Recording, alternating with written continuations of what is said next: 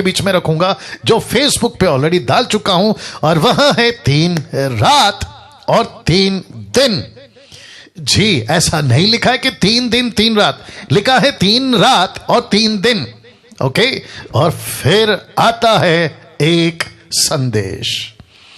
तो रिपीट करता हूं, 3 रात 3 दिन और एक संदेश, जिसको इंग्लिश में कहते हैं 3 nights and 3 days and 1 message।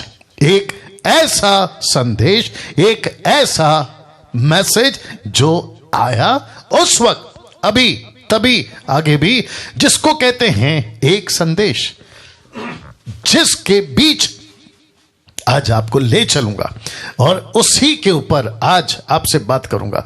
तो वापस कहते हैं 3 रात 3 दिन और एक संदेश। वो एक संदेश क्या है आपके बीच में रखूंगा। 3 nights 3 days and 1 message। वो मैसेज क्या है आपके बीच में रखूंगा। एक ऐसा मैसेज जिसको यीशु ने पहली बार अपनी जबान से, कहते हैं तब कहा जब वो जी उठा, लेकिन जब तक वो नहीं मरे थे क्रूस के ऊपर, तब तक यीशु के मुंह से ये शब्द नहीं निकला। और वो शब्द कौन सा है, रख रहा हूं, जिसको कहते हैं अधिकार, इंग्लिश में कहते हैं अथॉरिटी।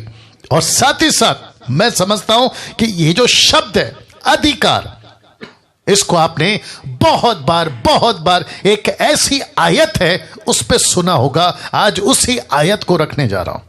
और ये आयत स्क्रिप्चर आया कब, तो फिर पीछे जाते हैं, लिखा है after 3 nights and 3 days and 1 message। और वो 1 मैसेज क्या है, अधिकार, अथॉरिटी। नाउ मैं साथ ही साथ ये भी जानता हूं कि आज पूरे विश्व में, खास करके अपने भारत में भी, लेकिन पूरे विश्व में इस दिन पर, ईस्टर संडे पर सुबह 6 से या सुबह 4 से मैसेजेस पे मैसेजेस, प्रचार पे प्रचार, ऑनलाइन, व्यक्तिगत, चर्चेस में, मेगा चर्चेस, छोटे चर्चेस, बड़े चर्चेस, देसी विदेशी, सभी जगह पर इस एक दिन को बखूबी पेश किया गया, बखूबी कहा गया अपनी अपनी रिस्पेक्टिव लैंग्वेजेस में।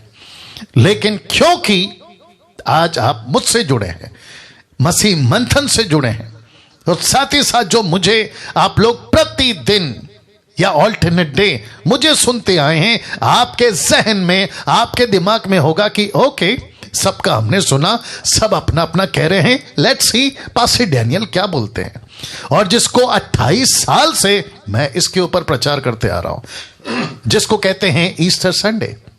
जी, तो परमेश्वर की आत्मा ने मुझे इस 29 साल की मिनिस्ट्री में फर्स्ट टाइम अगुवाई की या गाइड किया कि इस एक शब्द पे बात करूं जिसको कहते हैं अधिकार।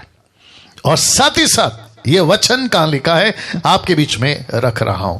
आप सबसे पहले उस तरफ का फोटो देख ले जहां एक पृथ्वी है, यीशु उसके ऊपर है, इस तरफ एक सिंहासन या गेट सिंहासन का या परमेश्वर के राज्य का, और फिर बहुत सारी कुंजियां आप देख सकते हैं जो कि सिंबलाइज या इशारा करता है इस वचन की ओर। कहता है मत्ती 28 का 18, लिखा है यीशु ने उनके पास आकर कहा। कब? जब यीशु जी उठे 3 रात 3 दिन बाद। तो यीशु उनके पास आया और कहा, क्या कहा? लिखा है कि स्वर्ग और पृथ्वी का सारा अधिकार मुझे दिया गया है। आगे का वचन नहीं डाला है, लेकिन आप जानते हैं, लिखा है स्वर्ग और पृथ्वी का सारा अधिकार मुझे दिया गया है। और इसको NKJV या KJV या NIV या ESV, आप किसी भी ट्रांसलेशन को उठा ले तो यही ट्रांसलेशन है, ओरिजिनल हो या फिर आपका ट्रांसलेशन हो। कहता है and Jesus came and spoke to them saying all authority has been given to me in heaven and on अर्थ।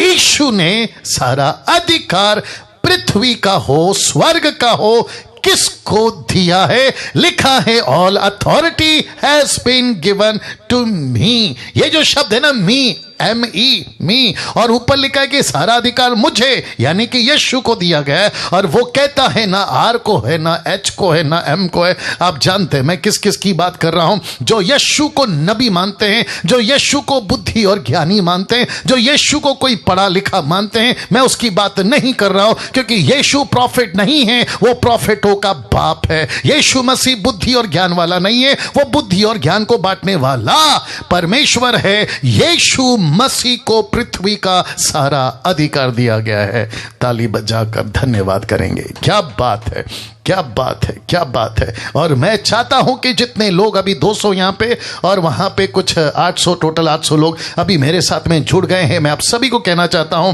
कि आज का जो मैसेज है इसका पूरा पूरा फायदा उठाइए और खूब सीखिए, क्योंकि ऐसा संदेश है जो मैं कह रहा हूं 28-29 साल में कभी नहीं किया ना।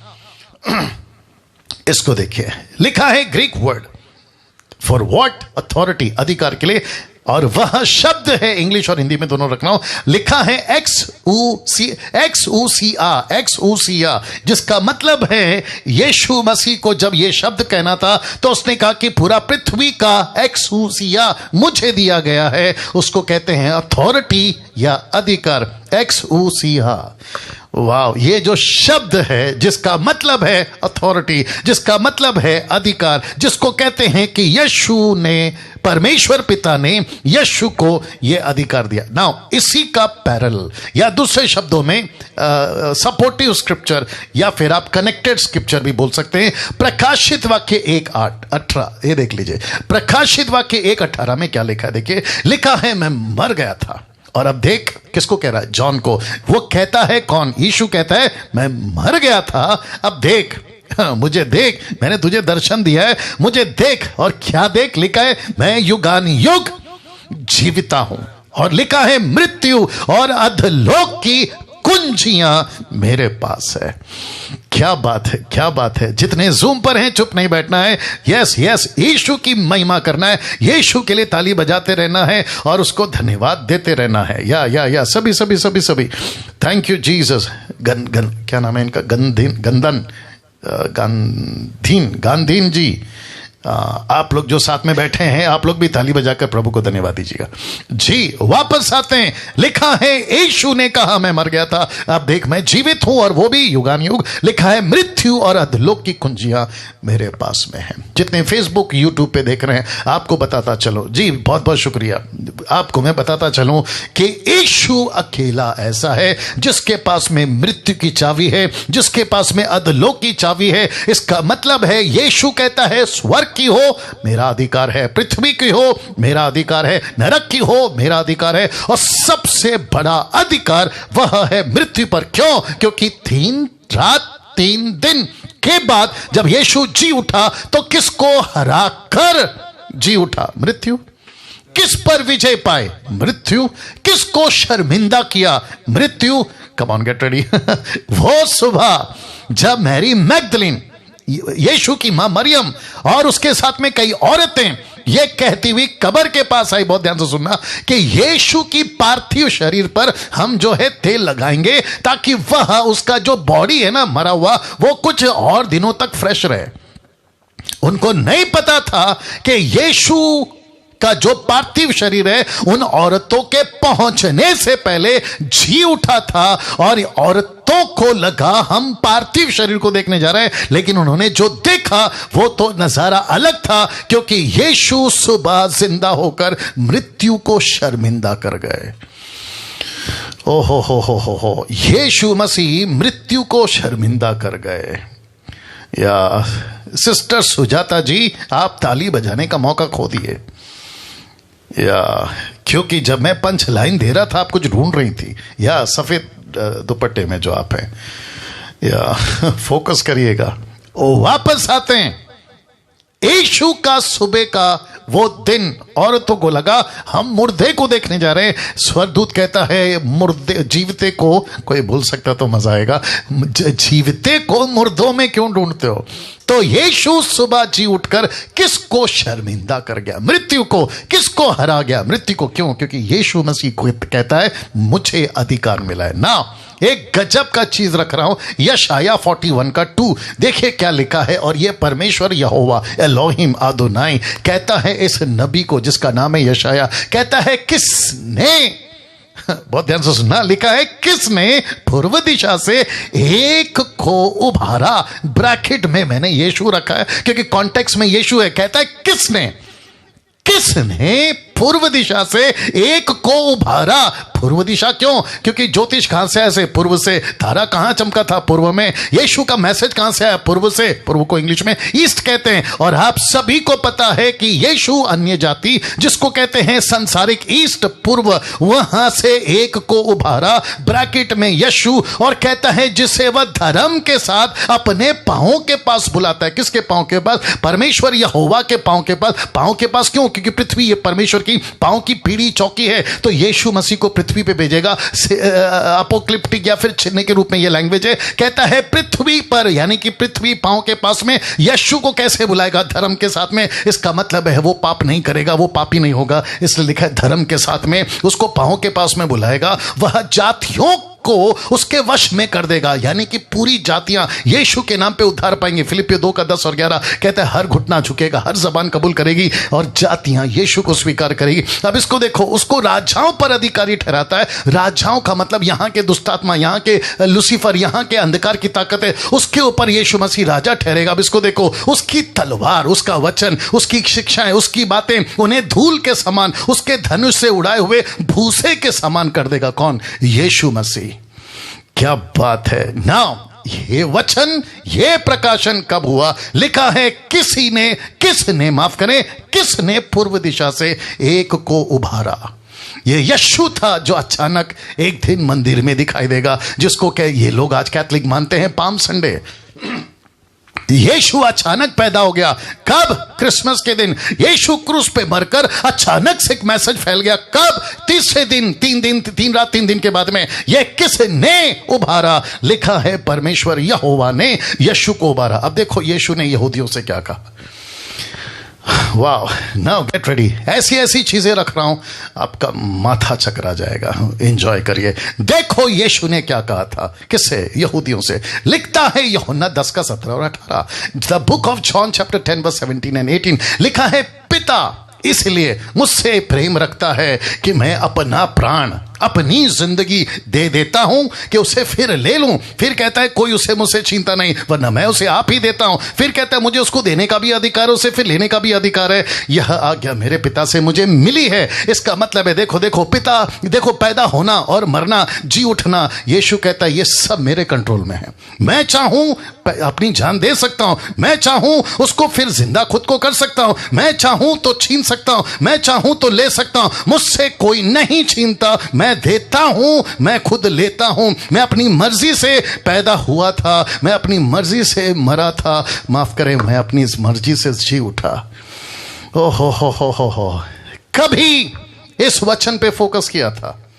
जरा देखिएगा क्या लिखा है, फिर से बताऊंगा। पिता मुझसे इसलिए प्रेम रखता है क्योंकि मैंने तय किया कि पिता, पहला आदम फेल हो गया, मैं अपनी मर्जी से जाऊंगा, मैं अपनी मर्जी से जाऊंगा। लिखा है ना, मैं अपना प्राण देता हूं और उसे फिर लेता हूं। इसका मतलब क्या है? मैं देता हूं और 3 दिन के बाद, कोई बोल दीजिए, फिर लेता हूं। मुझे उससे कोई नहीं छीन सकता, पाप नहीं छीन सकता, शैतान नहीं छीन सकता, मृत्यु नहीं छीन सकती। क्यों? कहता है वरन मैं उसे आप देता हूं। मतलब मुझसे कोई छीन नहीं सकता, मैंने खुद अपनी जान दी है क्रूस के ऊपर। लिखा है मुझे उसके देने का भी अधिकार है, फिर उसे लेने का भी अधिकार है। रमन साहब देखिए क्या गजब का वचन आ रहा है। वाह, सीधे। और ऐसा करने का अधिकार मुझे कहां से मिला? लिखता है यीशु कहता है मुझे मेरे पिता से मिला। तो मेरे पिता ने कहा तू पैदा होना चाहता है, पैदा हो जा। तो पैदा हुआ। तू एक्सक्यूज मी, तू मरना चाहता है तो मर जा, तू जिंदा होना चाहता है जिंदा हो सकता है। ऐसा क्यों? क्योंकि यह सब का अधिकार मैंने तुझे दिया है। जितने लोग मुझे सुन रहे हैं, आज ईस्टर संडे का मैसेज आपके बीच में प्रचार कर रहा हूं, रिजरेक्शन डे का प्रचार आपके बीच में कर रहा हूं, पुनरुत्थान का प्रचार आपके बीच में कर रहा हूं, 3 रात 3 दिन के बाद का कब्र का संदेश आपके बीच में रख रहा हूं। क्या है इस एक संदेश में? क्या है इस एक संदेश में? लिखता है टोटल इटर्नल लाइफ पैकेज। वापस कहता हूं, क्या लिखा है? Total eternal life package. ये पैकेज में क्या क्या आता है? ये पैकेज में आता है फॉरगिवनेस, ये पैकेज में आता है रिकंसिलिएशन, ये पैकेज में आता है name in the book of life. यीशु के जीवन की पुस्तक में आपका नाम। तो एक मैसेज कब निकला जरा देख लीजिएगा, जी उठने के बाद ही क्यों? जी उठने के बाद ही क्यों? ये मैसेज जी उठने के बाद ही क्यों। मैं चाहता हूं कि अपनी सीट बेल्ट बांध लें, अपने आप को मजबूत कर लें, क्योंकि गजब का चित्र आपको दिखाने जा रहा हूं। लिखा है जी उठने के बाद ही क्यों। ये मैसेज जी उठने के बाद ही क्यों, कौन सा? जिसको कहते हैं total eternal life package. Forgiveness है, रिकंसिलिएशन है, नेम ऑन द बुक। आपके जीवन की पुस्तक में आपका नाम है, तो प्रश्न उठता है जी उठने के बाद ही क्यों? Question mark. ये फोटो देख लो, वाह, ये फोटो देख लो साहब, ये फोटो देख लो साहब। जितने लोग जुड़ रहे हैं और फेसबुक के ऊपर, मैं रिक्वेस्ट करता हूं वॉच पार्टी करिए, शेयर करिए, नहीं थकना, जबरदस्ती भेजिए, कुछ ना कुछ करिए। लेकिन परमेश्वर का ये वचन, मैं जानता हूं मुझ जैसे 10% का बहुत कम लोग हैं जो परमेश्वर इन बातों को हमको उनको बताता है, और हमारी ईमानदारी है कि आपके बीच में हम ईमानदारी से रखेंगे। वंडरफुल। मुझे ऐसा लगता है कि कम से कम 900 या 900 के आस 950 960 लोग देख रहे हैं अभी। वंडरफुल जी, ये चित्र देख लिया आपने। तो वापस कहता हूं, यीशु को अपना जान देने का अधिकार है, उसको फिर लेने का अधिकार है। वो कहता है मुझसे कोई नहीं छीन सकता, मैं खुद देता हूं, मैं खुद लेता हूं ना। इसको देखिए, ये चित्र क्यों पास्टर डैनियल? इस पृथ्वी पे अगर कोई भी व्यक्ति हो, वो चाहे टाटा, बिरला, अंबानी, लंदन का प्रिंस, नेता, अभिनेता, अगर किसी से डरता है तो वह है मृत्यु, वह है मृत्यु। क्योंकि मृत्यु के बारे में इस वचन में लिखा है कि मनुष्य का और इस पृथ्वी का सबसे अंतिम बैरी, सबसे बड़ा दुश्मन, सबसे कठोर दुश्मन अगर कोई है इस पृथ्वी का, वह है मृत्यु, मृत्यु, मृत्यु। Death, death, death. यस और नो? पढ़ा लिखा आदमी हो, इससे डरता है। पैसे वाला हो, इससे डरता है। गरीब हो, इससे डरता है। मिलिट्री का आदमी हो जिसके पास में AK-47 हो, इससे डरता है। वो टैंक लेके बॉर्डर पे लड़ाई करता है, लेकिन मौत से डरता है। वो चाहे आकाश में प्लेन लेके उड़ता है, इससे डरता है। पृथ्वी का सबसे पावरफुल वेपन, न्यूक्लियर वेपन वाला, जिसने उसकी चिप बनाई, जिसने उसका जो भी पार्ट बनाया, वो तक इस मृत्यु से डरता है। यस और नो? यस और नो? और पौलुस कहता है इस मृत्यु को ताकत कौन देता है? मृत्यु को पावरफुल किसने बनाया? इस मृत्यु को पावरफुल किसने बनाया? मेरी रिक्वेस्ट है आप लोगों से कि स्लाइड के ऊपर फोकस करेगा, क्योंकि स्लाइड आपके लिए इसलिए बनाता हूं ताकि आपको कन्वे कर सकूं। मृत्यु को आप देख सकते हैं, ये 2 बिजली का तार है, या फिर पावर, एक बिजली दूसरे बिजली को, माफ करें, तार को पावर दे रही है। तो मृत्यु को पावरफुल किसने बनाया? जानना चाहोगे? मृत्यु को पावरफुल बनाया पाप ने। बाप रे मैं बताता हूं क्यों। लिखा है 1 कुरिन्थियों उसका 15:56 में, 1 कुरिन्थियों 15:56 में, मृत्यु का डंक पाप है, मृत्यु का पावर पाप है, मृत्यु की ताकत पाप है। इसका मतलब है कि पाप जब बढ़ता है तो मृत्यु को लाता है, और इसका मतलब है कि जीसस क्राइस्ट गेट रेडी, मृत्यु खुद में कुछ नहीं है, मृत्यु का कोई पावर नहीं है। लेकिन जब मृत्यु को पाप का पावर मिलता है, पाप का पावर मिलता है, तब जाकर मृत्यु आती है। इसलिए लिखा है सबसे अंतिम बैरी जो नाश किया जाएगा वो मृत्यु है, और यीशु ने क्रूस के ऊपर यही तो किया। उसने पाप को खत्म किया, और जब पाप खत्म हुआ मृत्यु की पावर खत्म हो गई, और जब मृत्यु की पावर खत्म हो गई तो यीशु कहता है कि अनंत काल का जीवन मिलता है, और मैं खुद भी अपना जान देता हूं, मुझसे कोई नहीं छीन सकता, मृत्यु नहीं छीन सकती। मृत्यु को तो मैंने हराया, मृत्यु मेरे को क्या हराएगी? ओ हो, जरा सोच के देखिए। Come on get ready. तो मृत्यु को पावरफुल कौन बनाता है? मृत्यु को पावरफुल बनाता है पाप, क्योंकि लिखा है मृत्यु का डंक पाप है ना। इसको देख लीजिए, एक है पाप, दूसरा है मृत्यु। और आपको पता है याकूब 1:14-15 क्या कहता है? परंतु प्रत्येक व्यक्ति अपनी ही अभिलाषा में खींचकर और फंसकर परीक्षा में पड़ता है, और फिर अभिलाषा गर्भवती होकर पाप को जनती है, और जब पाप बढ़ जाता है, ये जितने भी है ना, जिसका मैंने कलर चेंज किया है, आप इससे समझ जाइएगा कि इसका मतलब क्या है। इसका मतलब है कि जब पाप बढ़ जाता है तो किसको पैदा करता है? देख लो, मृत्यु को उत्पन्न करता है, मृत्यु को उत्पन्न करता है। मैं वापस कहता हूं, पहली सदी से लेकर आज की 21वीं सदी तक जितने भी पृथ्वी पे इंसान पैदा हुए हैं, एक एक व्यक्ति किसका शिकार हुआ है? मृत्यु का। मृत्यु का शिकार क्यों है? क्योंकि पाप का जीवन, पाप ने क्या किया? मृत्यु को लाया। और जब मृत्यु की ताकत बढ़ गई तो इंसान कितना भी ताकतवर क्यों ना हो, लेकिन इसके आगे घुटने टेक देता है। किसके आगे? मृत्यु के आगे। नाउ पास्टर डैनियल, ये सब कहां से शुरू हुआ? ये सब शुरू हुआ यहां से, जिसको कहते हैं अदन की वाटिका, जिसको कहते हैं इंग्लिश में द गार्डन ऑफ ईडन। सब कुछ यहां से शुरू हुआ। तो पहली बार इस बगीचे में टोटल 5 बातें थी, आपके बीच में रखने जा रहा हूं। यहां 5 बातें थी, यहां 5 बातें थी। यहां कौन कौन था पास्टर डैनियल? यहां सबसे पहला एलोहिम था। उसके बाद कौन था पास्टर डैनियल? यहां पे आज्ञा था, यानी कि फल नहीं खाना। यहां पे कौन था? तीसरा आदम था। यहां कौन था? छुप के बैठा था? मृत्यु। और यहां कौन था? एक डिसीवर, जिसको कहते हैं लूसीफर, शैतान। तो यहां एलोहिम था, यहां आज्ञा थी, यहां आदम था, यहां मृत्यु थी, और यहां डिसीवर था, यानी कि फंसाने वाला। तो जीसस क्राइस्ट, एक व्यक्ति जिसको कहते हैं मृत्यु, उसकी ताकत तब तक नहीं थी जब तक पाप नहीं हुआ। जैसे ही पाप हुआ, अचानक से बगीचे में मृत्यु जिंदा हो गई और मृत्यु ने राज करना शुरू कर दिया। यस और नो?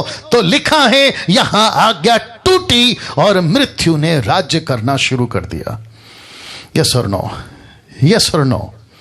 वाह, जरा सोचिए, इस बगीचे में, कमान और एक बोलता हूं, मृत्यु लूसीफर की तरफ से नहीं है, मृत्यु परमेश्वर की तरफ से। मैं रिपीट करता हूं, मृत्यु लूसीफर की तरफ से नहीं है। मृत्यु किसकी तरफ से है? परमेश्वर की तरफ से। परमेश्वर ने क्या कहा? जिस दिन तू उसका फल खाएगा उसी दिन मर जाएगा। तो इसका मतलब है मृत्यु को ताकत किसने दिया? पाप ने। पाप ने क्या किया? आदम से पाप करवाया। आदम को मृत्यु क्यों मिली? क्योंकि वो आज्ञा तोड़ बैठा। तो इसलिए लिखा है ना, जैसे ही आज्ञा टूटी मृत्यु ने राज्य करना शुरू किया। ना इसको देखिए, वक्त का ख्याल रखते हुए, जीसस क्राइस्ट, ये व्यक्ति जिस दिन बगीचे से निकला, जिसका नाम है आदम और हवा, पहला कुरिन्थियों उसका 15:45, 1 Corinthians 15:45 लिखता है आदम जीवित प्राणी बना। इसका मतलब है जिसको कहते हैं जीवित प्राणी, जिसको कहते हैं ह्यूमन सोल। इसका मतलब है ये 2 शब्द है, एक है ह्यूम, दूसरा है मैन, ह्यूमन सोल। और ह्यूमंस का मतलब, ह्यूम्स का मतलब है मट्टी, और मैन का मतलब है हिब्रू भाषा में हीज का मतलब है सोल, स्पिरिट। ओहो हो। तो इसका मतलब है कि एक व्यक्ति पहले बना मट्टी से, जिसको कहते हैं शरीर, उसमें परमेश्वर ने श्वास फूका, उसको कहते हैं परमेश्वर की आत्मा। यस और नो? और जैसे ही आदम से गलती हुई, जीसस क्राइस्ट, आत्मा कमजोर पड़ गया और शरीर, आगे बोल दीजिए, मजबूत हो गया। यस और नो?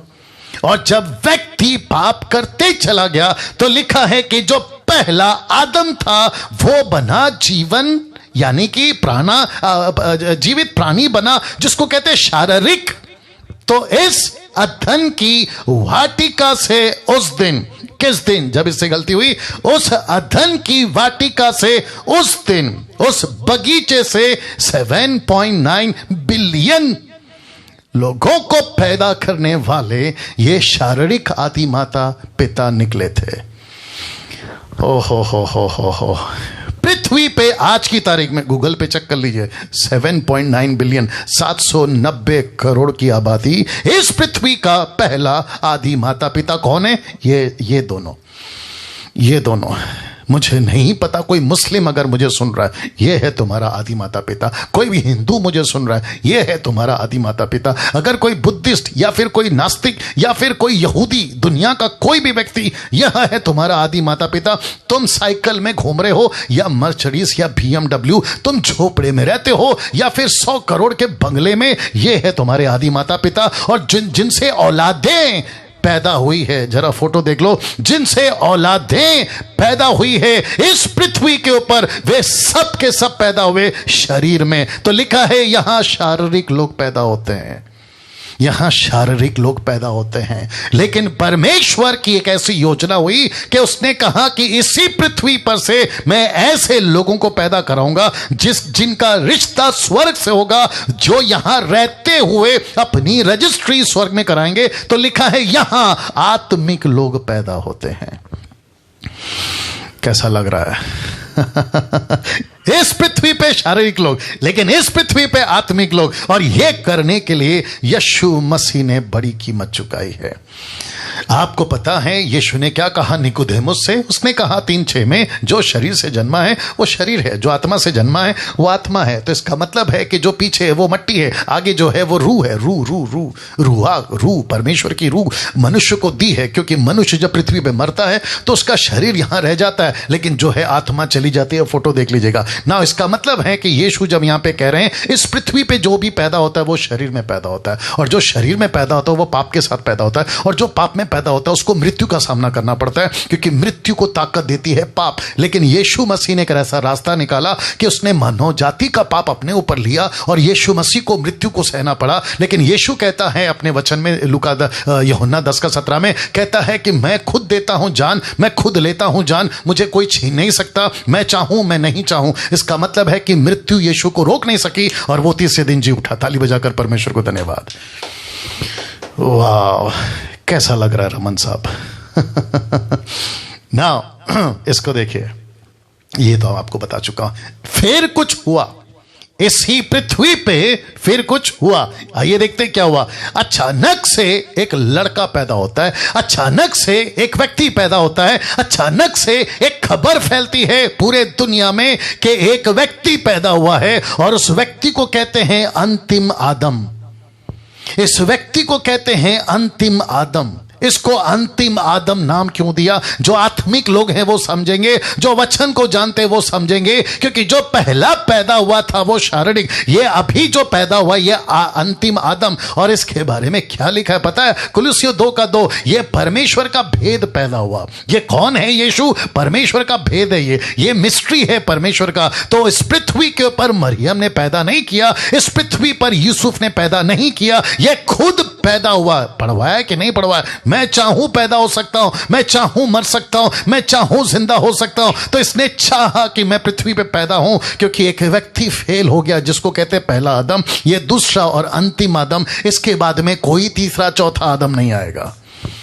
ओहो हो, क्या बात है, क्या बात है अजीजों। जितने लोग मुझे देख रहे हैं, मैं रिक्वेस्ट करता हूं मेरे साथ में बने रहें, और वॉच पार्टी शेयर और कमेंट्स करते रहें। आपका फेसबुक का टिक टिक चलते रहना चाहिए, और कम से कम, अगर मैं गलत नहीं हूं, अभी कम से कम 1050 लोग देख रहे हैं, 1000 से 50 लोग देख रहे हैं। क्या बात है, क्या बात है। फिर कुछ हुआ इस अंतिम आदम को लेकर। कुलुस्सियों 2:2, परमेश्वर का भेद प्रकट हुआ, परमेश्वर का भेद पैदा हुआ। यह परमेश्वर का भेद में क्या था? यीशु था। यह भेद क्यों लिखा है? क्योंकि यह वही आदम है जिसको परमेश्वर ने कहा था कि तुझे जीना है, मेरी मर्जी पे चलना है, लेकिन वो फेल हो गया। परमेश्वर के पास में बी प्लान था, जिसको कहते हैं ए प्लान कैंसिल, फेल, तो बी प्लान। यीशु मसीह परमेश्वर का बी प्लान है।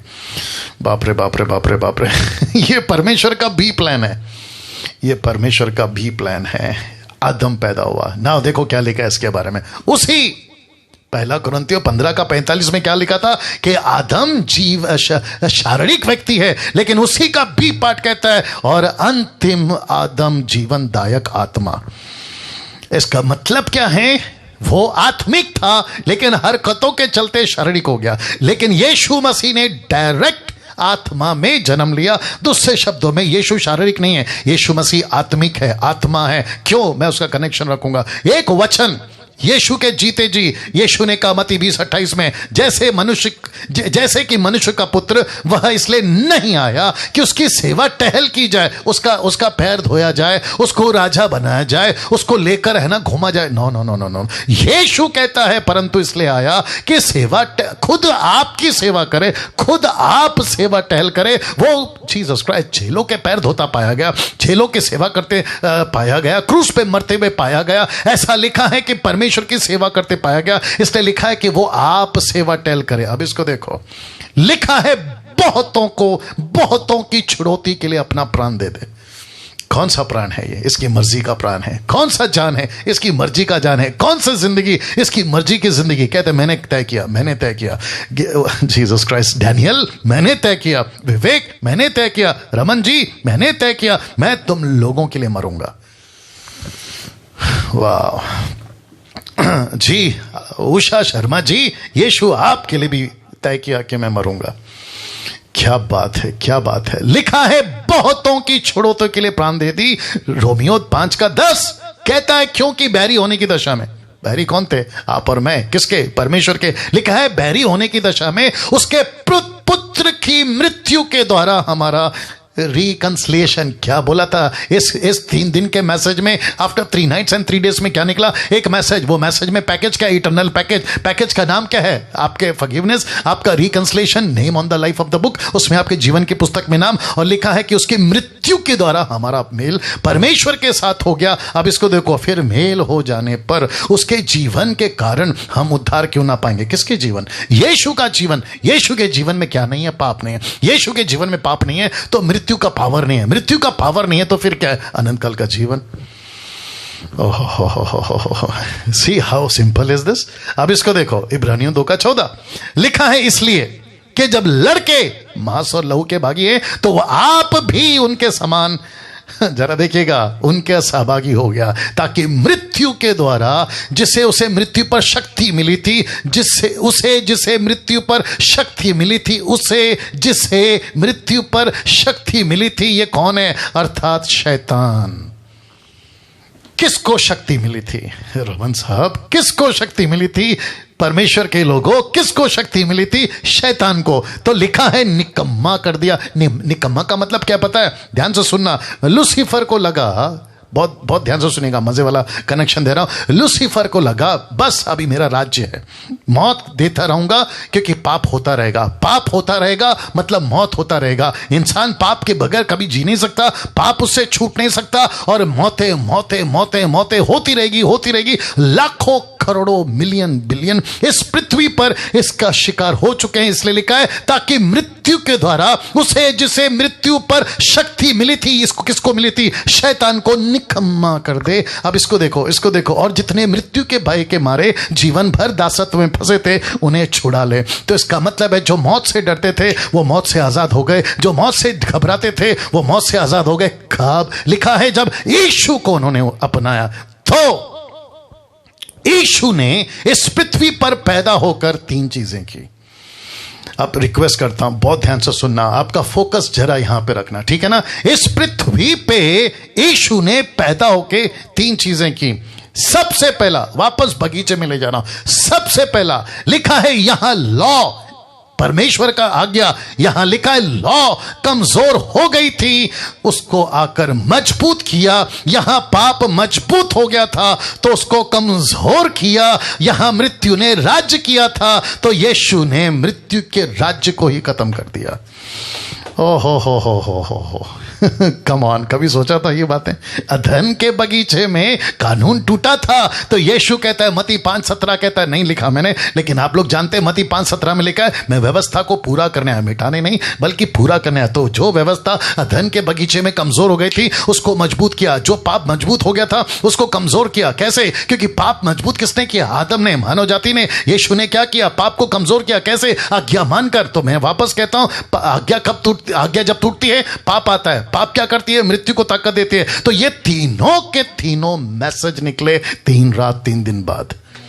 सी तीनों के तीनों मैसेज निकले 3 रात 3 दिन के बाद में। तो लिखा है लॉ कमजोर हो गया, क्योंकि उस लॉ कमजोर हो गई थी, उसको मजबूत किया, आज्ञा को मजबूत किया। इसलिए यीशु क्या कहता है पता है, जो मेरी आज्ञा पालन करेगा मैं जगत के अंत तक उसके साथ रहूंगा। जो आज्ञा पालन करेगा, मेरी बातें तुम में, मैं तुम में अगर बना रहूं तो तुम जीवन पाओगे। इसका मतलब क्या है? व्यवस्था, वचन जो यीशु कहता है, इसलिए उसको लेके चलना जरूरी है, तब हम मजबूत होते हैं। यहां पाप मजबूत हो गया था, उसको कमजोर किया। कैसे? आज्ञा पालन कर कर। मृत्यु राज्य कर रहा था, उसके डंक को खत्म कर दिया। कैसे? मुर्दों में से जी उठने के बाद। वाह, वो आपका बंद हो गया, देख लो। क्या बात है ना। इसको देखिए, हम किस टॉपिक में हैं? हम एक टॉपिक में हैं जो कहता है 3 रात 3 दिन के बाद एक message, 1 message. After 3 nights and 3 days 1 message. ये 1 मैसेज की बात कर रहा हूं आपके बीच में। और वो 1 मैसेज क्या है? All authority has been given to me. सारा अधिकार मुझे दिया गया। निकोदेमुस यीशु के पास आता है और कहता है आप तो अद्भुत हैं, आप तो महान हैं, आपकी चमत्कार अद्भुत है। यीशु ने टॉपिक को चेंज किया और कहा यस, लेकिन तुझे नया जन्म लेना जरूरी है। हो। निकोदेमुस ने बोला वो क्या होता है? बोला नए सिरे से जन्म लेना। निकोदेमुस नहीं समझा। वो वचन 4 में कहता है, 3 का 4 में कहता है अच्छा तो मैं वापस मम्मी के पेट में जाऊं? बोला ना ना ना ना ना, मैं जिस बात कर रहा हूं वो नहीं है जो शरीर में होता है, ये वो है जो आत्मा में होता है। इसलिए पौलुस ने इसी कन्वर्सेशन को अपने तरीके से कैसे लिखा देखो। कहता है 1 कुरिन्थियों 15 का 50, 1 कुरिन्थियन 15:50 कहता है हे भाइयों, मैं ये कहता हूं कि मांस और लहू, ब्रैकेट में शारीरिक लोग, मांस और लहू परमेश्वर के राज्य के अधिकारी नहीं हो सकते। अरे बाप रे, इसका मतलब क्या है? अगर तुमको इस जीवन को पाना है, अगर तुमको यह स्वर्ग पाना है, अगर तुमको मरने के बाद यहां पहुंचना है, तो शारीरिक व्यक्ति, मांस और लहू, शारीरिक जीवन जीने वाले यहां के अधिकारी कभी कभी नहीं हो सकते। तो जिसके चलते रोमियो 8 का 9 और 10 लिखा है परंतु जबकि परमेश्वर का आत्मा, कैसे उद्धार पा लिए, कैसे पवित्र आत्मा आ गया, कैसे आपने जीवन यीशु को दिया, कैसे आपने कहा प्रभु तेरे पीछे चलूंगा, तो लिखा है कि तुम शरीर से बन जाते हो आत्मी। तो लिखा है जबकि परमेश्वर का आत्मा तुम में बसता है तो तुम शारीरिक दशा में नहीं हो, बल्कि तुम तो आत्मिक दशा में हो। अरे बाप रे बाप रे बाप रे। तो मैं जस्ट ऐसे ही कह रहा हूं। अपना क्या नाम है? रमन साहब, नाराज नहीं होना। अब बाकी लोग को तो नहीं बोल सकता, आप अपने आदमी है तो बोल देता हूं। सोचिए, और मिसेस रमन आप नाराज नहीं होना, ठीक है ना? रमन साहब आप पेशे से डॉक्टर भी हैं।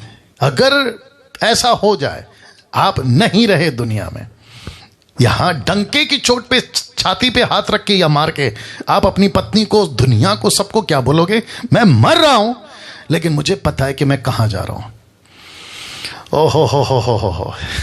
मैं मर रहा हूं लेकिन मुझे पता है कि मैं कहां जा रहा हूं। क्यों? क्योंकि शारीरिक लोग परमेश्वर के राज्य के अधिकारी नहीं हो सकते, लेकिन आत्मिक लोग परमेश्वर के राज्य के अधिकारी हो सकते हैं। क्यों? क्योंकि तुम आत्मिक दशा में हो। यदि किसी में मसीह का आत्मा नहीं है तो वो उसका जन नहीं है। यदि मसीह तुम में है तो वो देह पाप के कारण मरी हुई है, परंतु आत्मा धर्म के कारण जीवित है।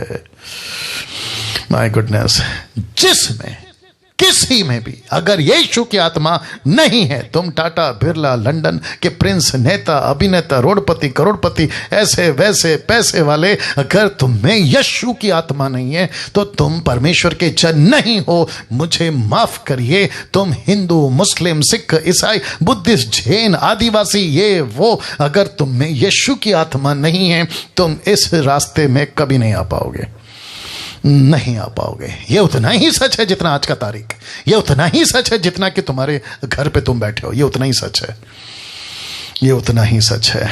कैसा लग रहा है? वाह। तो इसका मतलब है कि एक व्यक्ति को शरीर से निकलकर आत्मा में आना बहुत जरूरी है। नाउ पास्टर डैनियल, हमको अगर आत्मिक होना है तो हमको क्या करना होगा? हमने तो बहुत कुछ किया, हम तो यहाँ के वहाँ के, हमारे पूर्वज, हमारे ऐसे, हमारा कुल देवी कुल देवता, अरे ना जाने क्या क्या। ये फोटो देख लीजिए, ये फोटो देख लीजिए।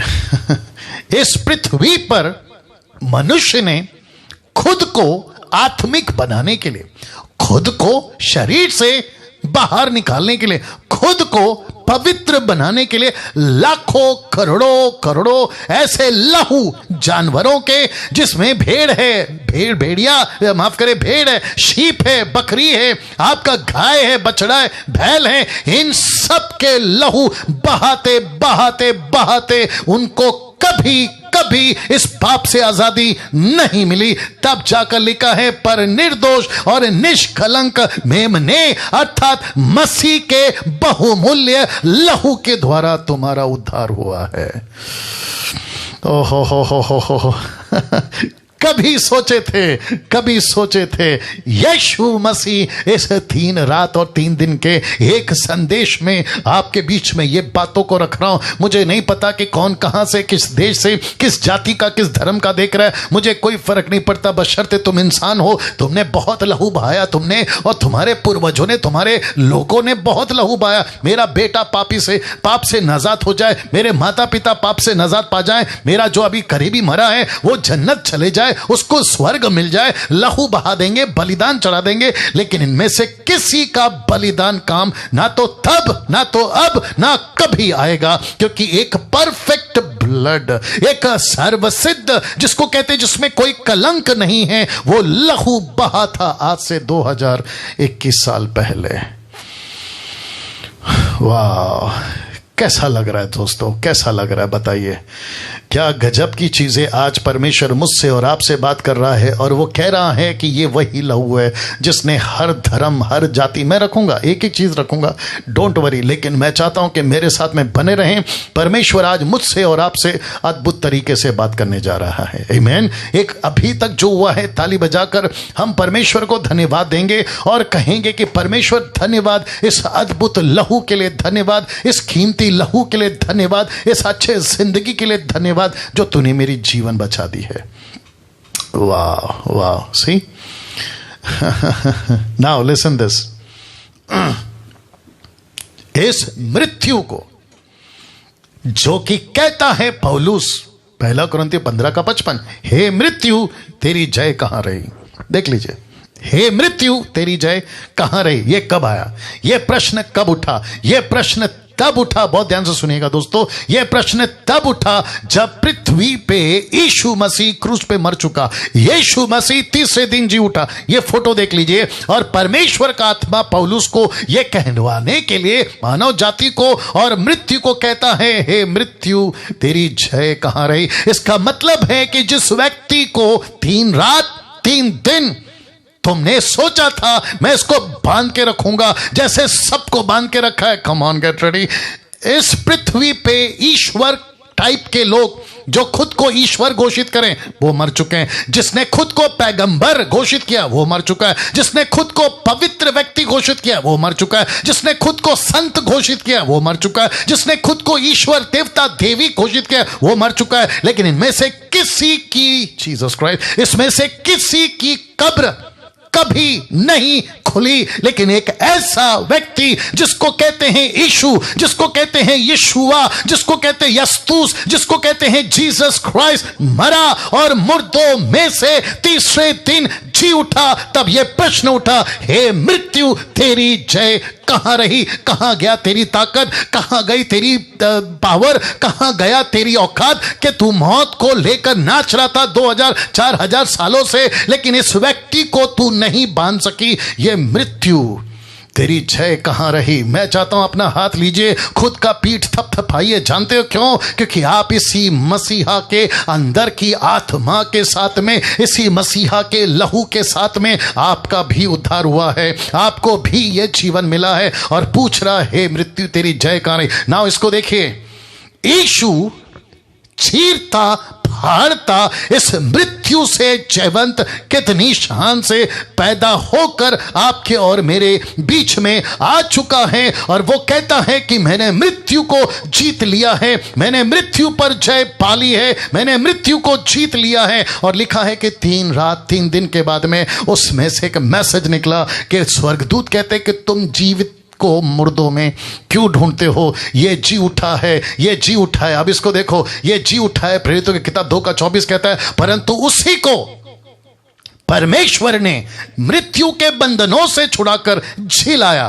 क्यों? क्योंकि लिखा है यह अनहोना, ये अनहोना था कि वह ब्रैकेट में यीशु उसके वश में रहता। किसके? मृत्यु के। ये देख लो, यीशु का अनहोना, अनहोना समझते हैं इम्पॉसिबल, नॉट पॉसिबल। किसी भी तरीके से, किसी भी लॉजिक से यह पॉसिबल नहीं है कि मौत उसको उसके अंदर रख सके। अब आप जानना चाहते क्यों?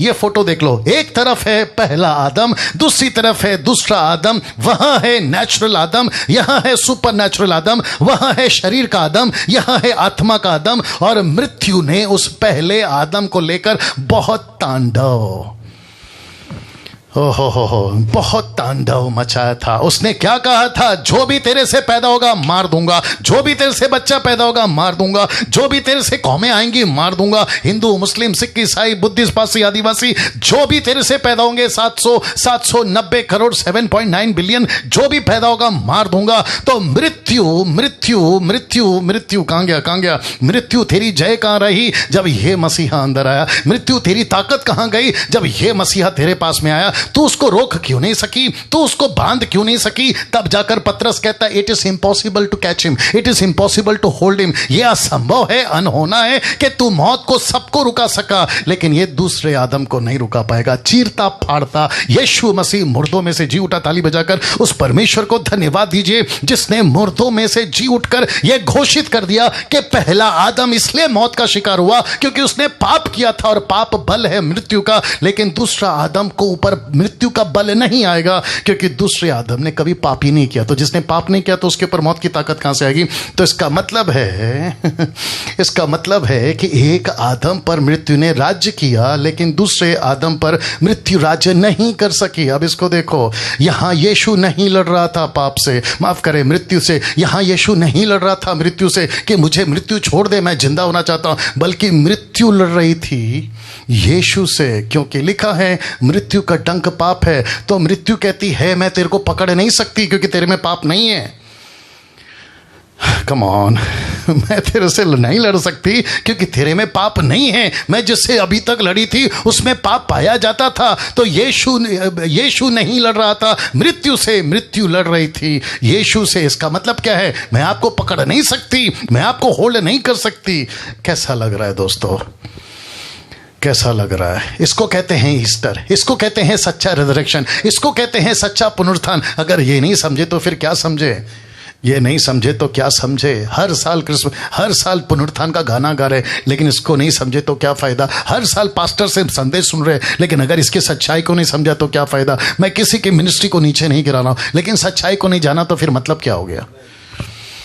वाह तो इसका मतलब है, वापस रख रहा हूं, इसका मतलब है, ये फोटो रख देता हूं फिर बात करता हूं। इस व्यक्ति का पाप किसका? पहले आदम का। दूसरे आदम यानी कि यीशु मसीह, इसने कोई पाप नहीं किया। तो आपको पता है यीशु मसीह ने क्या कहा? बोला नो प्रॉब्लम। आपको याद है ना यूहन्ना 10:17, उसने कहा मैं खुद जान देता हूं, मेरे को खुद लेने का अधिकार है, मुझसे कोई नहीं छीन सकता। तो यीशु ने कहा अगर मृत्यु को, यीशु क्यों मरा बता रहा हूं, अगर मृत्यु को, यीशु को मारना है तो यीशु के अंदर क्या होना चाहिए? पाप होना चाहिए। तो यीशु कहता है ओके, मैं काम करता हूं कि आदम की और आदम जात की और डैनियल की और जितने आप लोग देख रहे हैं इन सबके पाप को अपने ऊपर ले लेता हूं। ओके, तो जैसे ही ये बंद हो गया देख लो, जैसे ही यीशु के ऊपर पाप दिखा यीशु की मौत हो गई। यस और नो? और जैसे यीशु की मौत हो गई तो पाप को लगा कि अब मैं इसको कभी जिंदा नहीं कर सकती, लेकिन मृत्यु मृत्यु नहीं कंट्रोल कर सकी, इसलिए लिखा है अनहोना था कि वह यीशु को वश में रखती, क्योंकि वो पाप यीशु का था ही नहीं, तो मृत्यु ने सरेंडर कर दिया, बोला नहीं लड़ सकती आपसे। इसलिए क्या लिखा है मैंने कि यहां पे लड़ाई यीशु की नहीं थी मृत्यु के साथ में, बल्कि मृत्यु लड़ रही थी यीशु के साथ में। इसलिए लिखा है कि मृत्यु का डंक पाप है। जब यीशु में पाप मिला ही नहीं तो उसको कैसे कंट्रोल कर सकती है। यीशु के आने से पहले, ये देखिएगा बड़ा मजा आएगा, यीशु के आने से पहले जिस मृत्यु से डर लगता था, अब उसी मृत्यु का डर खत्म हो गया। कैसे, मैं आपको बताता हूं। यीशु के आने से पहले मैं मर जाऊंगा, कहां जाऊंगा, मैं मर जाऊंगा क्या होगा, मैं मर जाऊंगा कीड़ा बन जाऊंगा, मैं मर जाऊंगा कुत्ता बन जाऊंगा, मैं मर जाऊंगा पता नहीं क्या बन जाऊंगा। लेकिन पौलुस कहता है फिलिपियों 1:21 में, वो कहता है क्योंकि मेरे लिए जीवित रहना मसीह, मर जाना लाभ है।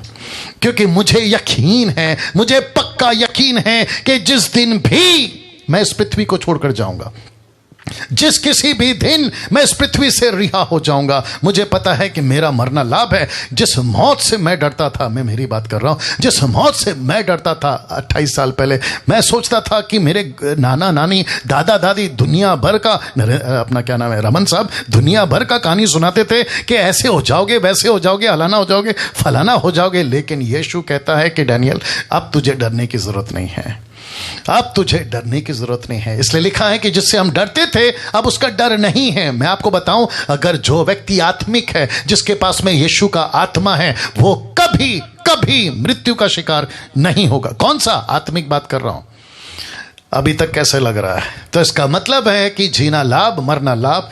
तो इसको कहते हैं, यही एक संदेश निकला था 3 रात 3 दिन बाद। वाह, ताली बजाकर परमेश्वर को धन्यवाद देंगे। तो इसका मतलब है यही एक संदेश निकला था 3 रात 3 दिन बाद। नाउ इस एक मैसेज को क्या हम खुद तक रखें? इस एक मैसेज को रमन साहब और जितने देख रहे हैं, क्या हम खुद तक रखें? इस एक मैसेज को हम अपने तक रखकर संतुष्ट हो जाएं? नहीं, इसी यीशु ने जी उठने के बाद आसमान में उठा लिए जाने के पहले, लिखा है स्वर्ग में उठाए जाने से पहले, जरा देखिएगा, यीशु एक ऐसी बात बोल गया जो देख लीजिएगा 2 राज्यों को हिला गया। मैं रिपीट करता हूं कि उठा लिए जाने से पहले यीशु एक ऐसी बात बोल गया जो 2 राज्यों को हिला गया, शुक कर गया, शेक कर गया, हिला गया। कौन कौन सा राज्य है? सब लोग तैयार है तो रख रहा हूं। सबसे पहला जिसको कहते हैं विजिबल वर्ल्ड और दूसरा कहते हैं इनविजिबल वर्ल्ड। मैं यहां कुछ सेकंड इसको रख रहा हूं, मैं चाहता हूं कि थोड़ा डाइजेस्ट करो। वाह, एक कहते हैं विजिबल, दूसरा कहते हैं इनविजिबल। विजिबल का मतलब क्या है? अभी जो आपको और मैं देख रहे हैं, एक दूसरे को हम देख रहे हैं, आपके पड़ोसी को देख रहे हैं, आपके अड़ोसी को देख रहे हैं, गांव वाले रिश्तेदार सबको देख रहे हैं, स्कूल कॉलेज ऑफिस जितने भी आपके लोग हैं। लेकिन एक और दुनिया है साहब, जिसको कहते हैं इनविजिबल वर्ल्ड। ये दुनिया दिखती है लेकिन ये दुनिया नहीं दिखती। फेसबुक पे कितने लोग हैं? ओके, ना वापस आता हूं। जिस 2 दुनिया को यीशु के उठा लिए जाने से पहले, एक है विजिबल वर्ल्ड और दूसरा है इनविजिबल वर्ल्ड। एक दिखती है, दूसरा नहीं दिखती है। क्या थी वो 2 बातें? क्या थी वो बातें? 2 राज्यों को हिला गई। आपके बीच में रख रहा हूं लूका 24 का 46 से 47। और उसने कहा, किसने? जिसको अधिकार मिला था, किसने? बहुत ध्यान से सुनिएगा। एक व्यक्ति जो उठा लिए जाने से पहले 2 युग को, 2 जगह को, 2 राज्य को, 2 वर्ल्ड को हिला गया, जो जी उठा, किसने? जो यीशु, जिसको पावर था। उसने कहा, यूं लिखा है कि मसीह दुख उठाएगा। कहां लिखा है? यशायाह की किताब 53 का 10 और 11। मैंने नहीं रखा, आप लोग देख लीजिएगा। लिखा है कि मसीह दुख उठाएगा और तीसरे दिन मरे हुए से जी उठेगा। आ गया ईस्टर संडे वापस। लिखा है मसीह दुख उठाएगा, तीसरे दिन मरे हुए में से जी उठेगा और यरूशलेम से लेकर सब जातियों में मन फिराव का, पापों की क्षमा का प्रचार, पापों की क्षमा का प्रचार, मन फिराव का प्रचार, आदम से जो गलती हो गई उसका प्रचार, पापों से तौबा का प्रचार, मानव जाति बच सकता है मृत्यु से, उसका प्रचार यीशु मसीह के नाम से किया जाएगा, उसी के नाम से किया जाएगा। बहुत ध्यान से सुनना, यीशु के नाम से किया जाएगा, क्योंकि यीशु को ही मत्ती 28:18 सारा अधिकार दिया। 3 रात 3 दिन के बाद में कौन सा मैसेज है? अधिकार, कौन सा अथॉरिटी, जिसको परमेश्वर यीशु कहता है मेरे नाम से प्रचार करो। माय गुडनेस मेरे नाम से प्रचार करो। मैं कुछ और कनेक्शन देता हूं। लिखा है वही, कौन? यीशु हमारे पापों का प्रायश्चित है, और केवल हमारे नहीं, केवल हमारे नहीं, लिखा है वरन सारे जगत, सारे जगत, सारे जगत, सारे जगत, सारे जगत। ओह क्या हो गया? सारे जगत, वही हमारे पापों का प्रायश्चित, केवल हमारे नहीं वरन सारे जगत के पापों का भी प्रायश्चित है। यह बात सच, पौलुस कहता है पहला तिमोथी 1:15 में, वो कहता है यह बात सच और हर प्रकार से मानने के योग्य है कि मसीह यीशु पापियों का उद्धार करने के लिए जगत में आया। तो इसका मतलब है, बहुत ध्यान से सुनना, ये सारे संसार को सुसमाचार सुनाना इब्लीस ऐसा होने नहीं देगा।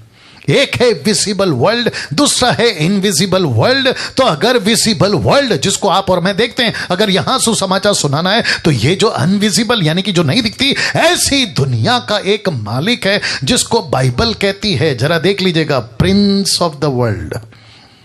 यीशु कहता है इसे इनविजिबल वर्ल्ड वाले लूसीफर को कहता है ये प्रिंस ऑफ द वर्ल्ड है। यूहन्ना उसका 14:30, the book of John chapter 14:30 कहता है क्योंकि इस संसार का सरदार आता है और मुझे उसमें कुछ नहीं है। The prince of the world आ रहा है। इसका मतलब है, वापस जा रहा हूं पीछे, इसका मतलब है कि यीशु ने कहा, ये वाला नहीं, ये वाला, यीशु ने कहा उसके नाम का प्रचार। तो रमन साहब और जितने लोग देख रहे हैं, आप लोग किसके प्रचारक हैं? यीशु के। आप किसका प्रचार करते हैं? यीशु का। मैं डैनियल राज किसका प्रचार कर रहा हूं? यीशु का। हम किसी और का, एच का, आर का, एम का प्रचार नहीं कर रहे। तो जिसके चलते अब पता चलता है कि अगर मुझे यीशु का प्रचारक बनाया है, क्योंकि मैसेज आया है 3 रात 3 दिन के बाद में, उस कब्र से उठा लिए जाने से पहले, मैं फिर रख देता हूं, उठा लिए जाने से पहले यीशु ने कहा कि पतरस, याकूब, यूहन्ना, जॉन, स्टीफन, एंड्रू, फिलिप, तुमको क्या करना है? मेरे नाम का प्रचार करना है। कहां कहां? सब जातियों में। तो पता चला कि यीशु मसीह सिर्फ यहूदियों का उद्धारकर्ता बनकर नहीं आया, वो हिंदुओं का भी है, मुसलमानों का भी है, बुद्धिस्ट का भी है, वो जैन का भी है, दुनिया के जितने धर्म, कौम, जाति हैं उन सब का है, क्योंकि वो पापों के लिए मरा ताकि आदम की औलाद है ना ये सब। तो सारे संसार को सुसमाचार सुनाना है। तो इब्लीस इसको ऐसा करने नहीं देगा, नहीं देगा। वो क्या करेगा? वो इस जगत का प्रिंस बनकर बैठा हुआ है। मैं वापस कहता हूं, the prince of the world, वो ये करने नहीं देगा। तो इसकी एक स्ट्रैटेजी है, मैं आपके बीच में रख रहा हूं, फिर उसके बाद में हम देखते हैं। प्रभु भोज भी आज है, अपनी तैयारी करिए। इसकी एक स्ट्रैटेजी है। स्ट्रैटेजी क्या है देख लीजिए। 2 कुरिन्थियों 4:4 क्या कहता है? 2 कुरिन्थियों 4:4 क्या कहता है? और उन अविश्वासियों के लिए जिनकी बुद्धि को इस संसार के ईश्वर ने अंधी कर दी है। इस हो जाएगी, बैठ जा रहा है, बैठी हो जाएगी। ओके, गुड गुड गुड, बहुत ध्यान से सुनिए। लिखा है इस अविश्वासी के लिए जिनकी बुद्धि को इस संसार के ईश्वर ने, इस संसार का ईश्वर कौन है? ये इस संसार का ईश्वर कौन है? लूसीफर। इस संसार का ईश्वर कौन है? The prince of the world कौन है? उसका नाम इब्लीस।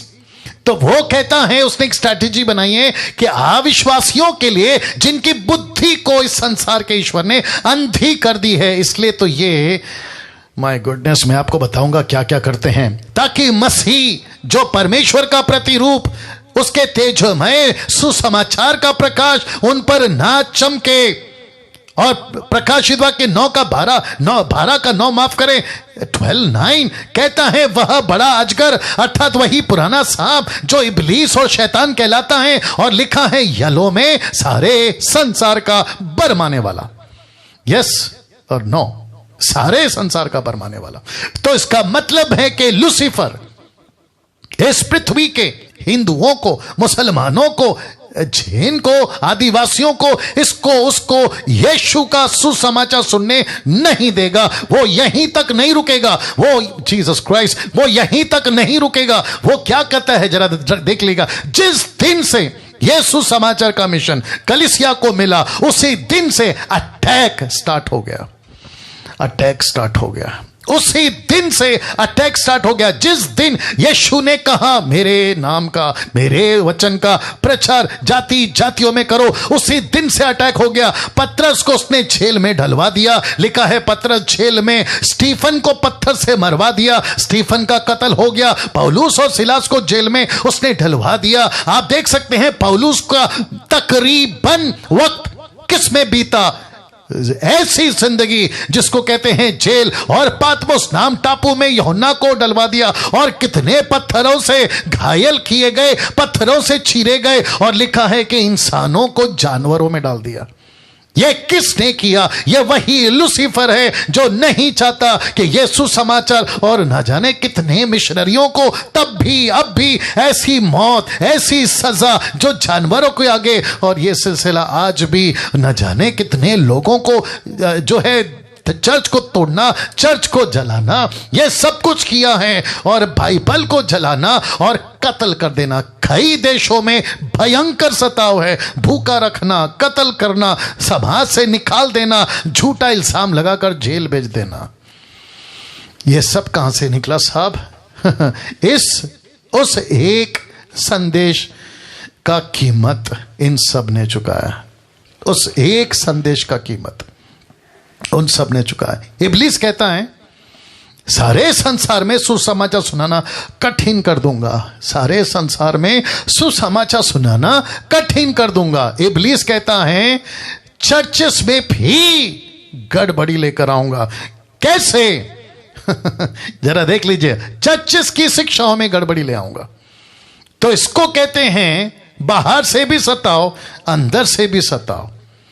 इसको कहते हैं अविश्वासियों से भी सताओ, विश्वासियों से भी सताओ।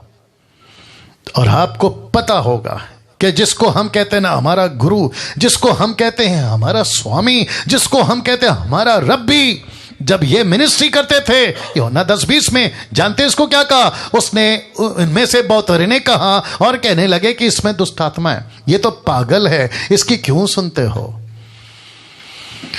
अब आप सोचिए, लूसीफर यीशु तक को नहीं छोड़ा, लूसीफर पहली सदी को नहीं छोड़ा, लूसीफर आज 21वीं सदी को क्या छोड़ेगा? रमन साहब जरा देखिए, नहीं छोड़ेगा।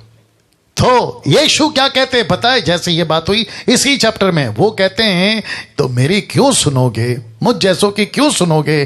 कहता है परंतु तुम इसलिए प्रतीति नहीं करते क्योंकि तुम मेरी भेड़ों में से नहीं हो।